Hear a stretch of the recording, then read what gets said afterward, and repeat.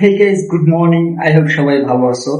আহ, আলহামদুলিল্লাহ, যে কোনো পরিস্থিতি থাকি না কেন ভালো আছি তো বলতেই হবে, যে একটু হাত পা আছে, শরীর আছে, কথা বলতে পারি, সে তো আলহামদুলিল্লাহ ভালো আছে।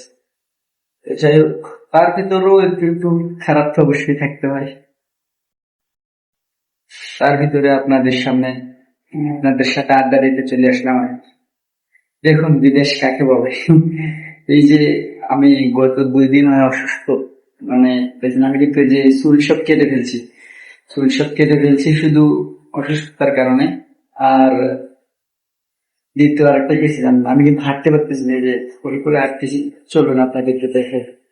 তো আমি হাঁটতে পারতেছি না, অনেক কষ্ট করে হাঁটতেছি, তারপরও ডিউটি কোনো মিস নাই।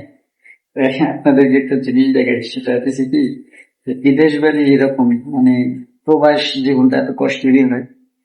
তো এই দেখুন আমি কি বলবো, এটা আমি, দেখুন ভালো করে দেখুন, এই যে যে টেপটা দেখতেছেন না পায়ের ভিতরে, এই গোড়ালিটার ভিতরে যে কি হয়েছে আমার বলতে পারতেছি না, কিন্তু এখানে আমার প্রচুর ব্যথা।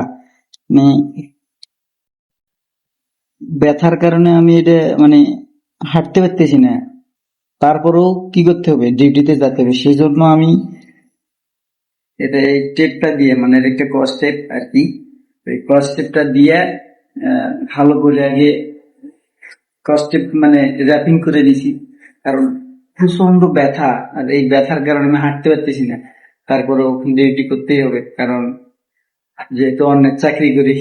তারপর আমি মুদিরের কাছে ফোন দিলাম, যে মুদির এরকম এরকম আমার, তো আনা আনা তাবান মানে আনা আনা আমি অসুস্থ, হাঁটতে পারতেছি না, সেটা বললাম যে আমার পায়ে ব্যথা।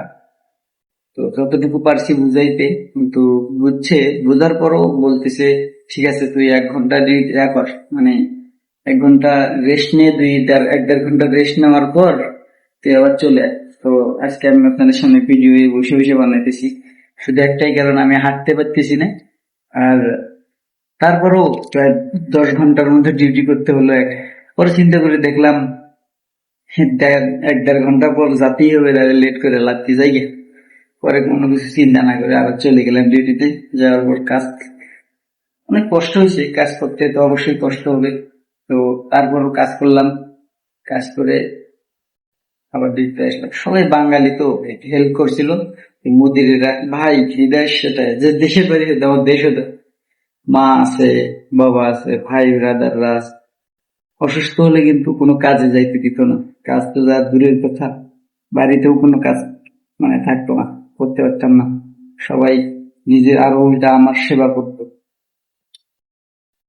তো আমি মনে করি এসব প্রবাস জীবন শুধুমাত্র একটু ভালো থাকার জন্য লাইফটা নষ্ট করা, এটা একটা, এটা কেমন জানি না, একটা মানে এটা আমার সবাই, আমি না শুধু প্রত্যেকটা প্রবাসীর মাথায় এটা কাজ করে, যে আমরা কেন প্রবাসে আছি কিছু জানি না, শুধু যে কয়টা টাকা ভালো করে ইনকাম করবো, যে টাকা থাকে না, বাড়ির যাওয়া পর্যন্ত দেখবেন যে কোনো টাকা।